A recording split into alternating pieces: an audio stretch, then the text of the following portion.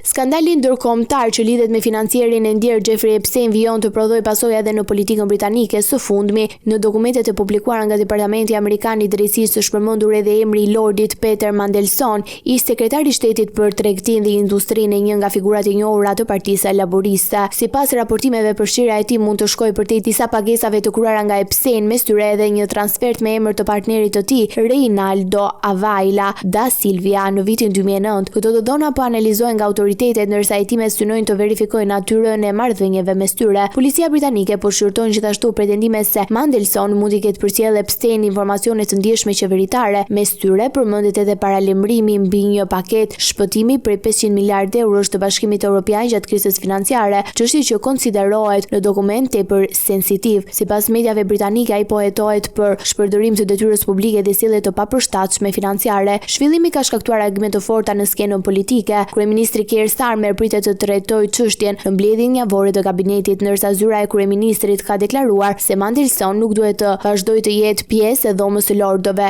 Të dielën në mbrëmje, ai njoftoi dorëheqje nga Partia Laboriste. Ish kryeministri Gordon Brown dënoi ashpër çdo rrjedhë të mundshme të dokumenteve qeveritare, duke cilësuar një veprim të tillë plotësisht të papranueshëm. Ndërkohë, sekretari i përgjithshëm i qeverisë i është kërkuar të shqyrtojë të gjitha kontaktet e mundshme mes Mandelson dhe Epstein, gjatë periudhës ku ai mbante poste ministrore nga viti 2008 deri në vitin 2010. Në dokumente përmend edhe një shkëmbim mesazhesh ku Mandelson duke se sugjeron që Epstein të ndikojë tek drejtuesit të sektorit bankar për të ushtruar presion politik lidhur me taksat mbi bonuset e bankierëve. Autoritetet theksojnë se hetimet janë në vijim, ndërsa çdo përfundim do të varet nga verifikimi i plotë i fakteve.